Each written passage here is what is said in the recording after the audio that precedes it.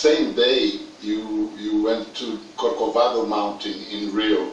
Well, the day before you had just ordered for the first time the bombing of another country in Libya, and then you were overloaded by work. During dinner with your family, you felt that your daughters were growing and growing away from you. Right. Then, facing the huge statue of Christ the Redeemer, your girls flanked you. Sasha grabbed your arm, your hand. Malia slipped an arm around your waist, and then what happened? Well, then Sasha said, should we pray? Because, as you know, when you, especially at night, when you are standing beneath that landmark, it is powerful. And at the time, by the way, there was fog that had come in, and we weren't sure we were going to drive up. So suddenly the mist is parting, and there you have, this giant figure of Christ standing before you, glistening white with the beams on it.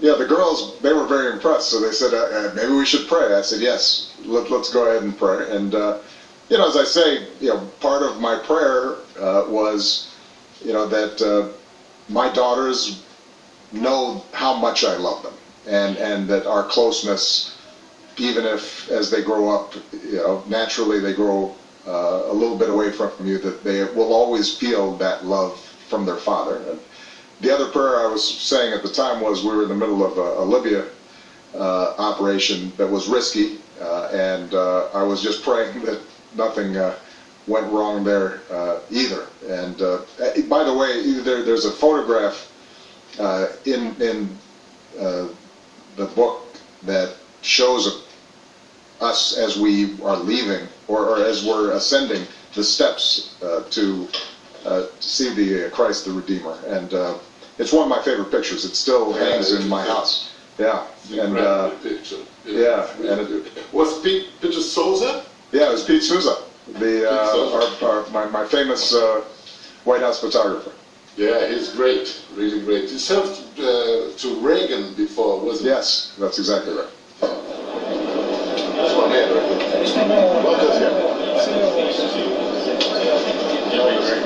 The most popular politician on earth.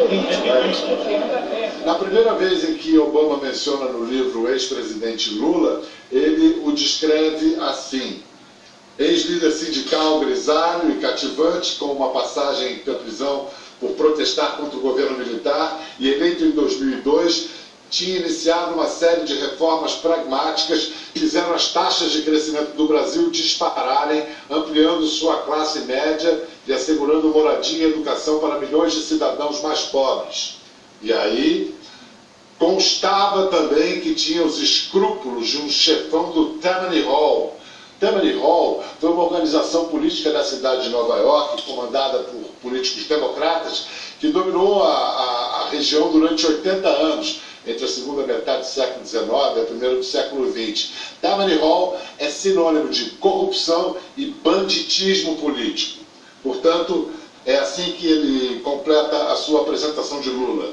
Constava também que tinha os escrúpulos de um chefão do Tammany Hall e circulavam boatos de clientelismo governamental, negócios por baixo do pano e propinas na casa dos bilhões. Listen, Brazilians remember quite well in 2009 during the G20 meeting you greeted former President Lula da Silva, saying that that's my guy right here. I love this guy. That's my man, the most popular politician on earth. In the book, you mention Lula, you acknowledge his social achievements, but you also say that reportedly he was a kind of political mafioso involved in billionaire graft and payback schemes. So there are two political entities, the working class hero and the gang leader. And there's only one man, Lula. So nowadays, would you still call him your man?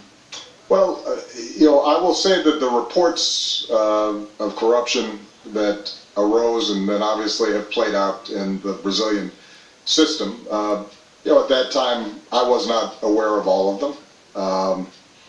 And I think that the gift that Lula had in connecting to the Brazilian people and the very real economic progress that was made in lifting people out of poverty during that period, is something that can't be denied.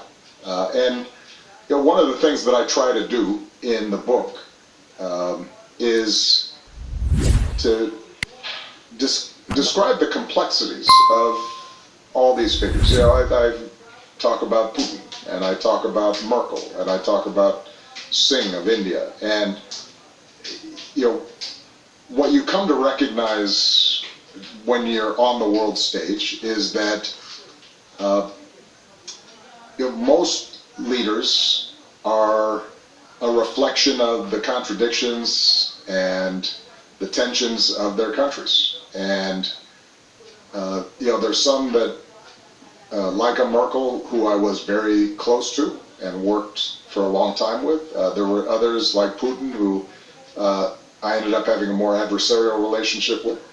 But in order to understand any of these leaders, it's important to understand their history, the context in which they're operating, the political constraints that they have to deal with, which is part of the reason why throughout the book I try to provide some historical background to the countries that I'm visiting and the leaders that I'm dealing with, because so often we don't take the time to understand each other across national borders, and oftentimes it's those misunderstandings that lead to conflict and war. Agora a gente vai incluir na conversa uma pessoa que acompanhou todos os passos de Barack Obama durante 4 anos, os 4 anos do segundo mandato em Washington, e ele não conhece, quer dizer, ele conheceu uma vez quando ela gritou uma pergunta para ele, quando ele estava passando com a Dilma Rousseff, presidente do Brasil na época, e ele parou para responder para ela. Vai participar de nossa conversa, preparando uma reportagem para o Jornal de Amanhã, a editora executiva do jornal O Globo, Flávia Barbosa. Flávia, I think you know this guy. How are you, Flávia? Yeah, a little bit. How are you, Mr. President? I'm doing very well. Thank you very much. Thank you very much for having this interview. It's a pleasure to be part of this conversation. Thank you. President Trump insists that the election was rigged, keeping polarization at extremely high levels, and making it harder for Joe Biden to heal the country, as he promised. So how damaging do you think this is for American democracy, and how do you think should President-elect Biden approach the 70 million Americans that voted for President Trump? Oh, look, there's no doubt that America is deeply divided right now. I think the results of that election are clear. I think the majority of people obviously embraced Joe Biden. There is absolutely no evidence of anything other than a fair, secure election in which the votes were counted, and Joe Biden got almost 5 million more votes in the popular vote, and got far more electoral votes than Donald Trump did. But what is also true is that the parties, the Democrats and the Republicans, have very deep differences between them right now, and that it's going to be a challenge to try to create the unity we need for a government to meet big challenges like COVID, like climate change, like dealing with the economic crisis. I think Joe's taken the right steps so far, which is to say that he's going to be the president of all people and not just the people who supported him. I think he will help lower the temperature, and I think he will restore some of the basic norms and traditions and institutional values that both Republicans and Democrats prior to Donald Trump had observed. I'm not surprised that Donald Trump is now violating the custom of a peaceful transition to power, because he violated all kinds of norms before that one. The good news is that ultimately it's not going to make any difference. On January 20th, we will have a new president. But what has been lost is this transition period. I relay in the book how, despite all our policy differences, George W. Bush could not have been more gracious in instructing his team, all his agencies, to work with us cooperatively to ensure a smooth transition. And since we were in the middle of crisis at that time, it allowed us really to hit the ground running so that we were able to move quickly on a whole bunch of issues to deal with the financial crisis. If Donald Trump was doing the same thing, then I think it would be easier for President-elect Biden and his team to specifically address the virus, which is surging right now as we enter Christmas.